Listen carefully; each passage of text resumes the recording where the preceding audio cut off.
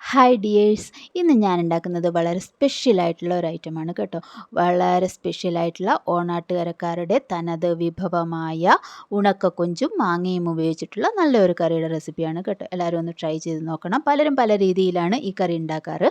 എന്നാൽ ഈ രീതിയിലൊന്ന് ട്രൈ ചെയ്ത് നോക്കണം. വളരെ ടേസ്റ്റിയാണ്. നിങ്ങൾക്ക് വീഡിയോ ഇഷ്ടമായെങ്കിൽ ഈ ചാനലൊന്ന് സബ്സ്ക്രൈബ് ചെയ്ത് എന്നെ സപ്പോർട്ട് ചെയ്യുമല്ലോ.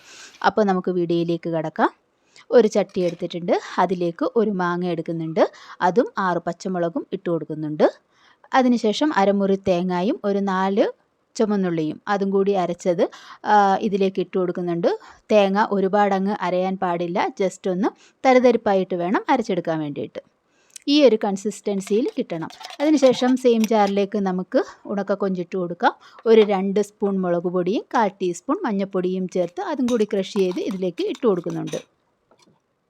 അതും കൂടി നല്ല ഒന്ന് മിക്സ് ചെയ്തെടുക്കാം. കറിവേപ്പിലയും ഉപ്പും കൂടി ഇട്ടിട്ട് നമുക്ക് നല്ല ഒന്ന് മിക്സ് ചെയ്തെടുക്കാം. ഇതിനകത്ത് ഒരുപാട് വെള്ളമൊന്നും ഒഴിക്കില്ല കേട്ടോ. ഇത് ഡ്രൈ ആയിട്ടുള്ള ഒരു കറിയാണ്. കുറച്ച് വെള്ളം മാത്രമേ ഉപയോഗിക്കുന്നുള്ളൂ. 2-3 സ്പൂണ് വെള്ളം ഒഴിച്ചാൽ മതിയാകും. ഈ ഒരു കൺസിസ്റ്റൻസിയിൽ നമുക്ക് കിട്ടണം. ഇതിന് ശേഷം കുറച്ച് വെളിച്ചെണ്ണയും കൂടി ചേർത്തിട്ട് വേണം നമുക്കിത് വേവിച്ചെടുക്കാൻ വേണ്ടിയിട്ട്. ഇതിന് ശേഷം സിമ്മിലിട്ട് നമുക്കിതൊന്ന് വേവിച്ചെടുക്കാം. അടച്ച് വെച്ചൊന്ന് വേവിച്ചെടുക്കാം. ഒരു 5-10 മിനിറ്റിനുള്ളിൽ ഇത് കുക്കായി കിട്ടും കേട്ടോ.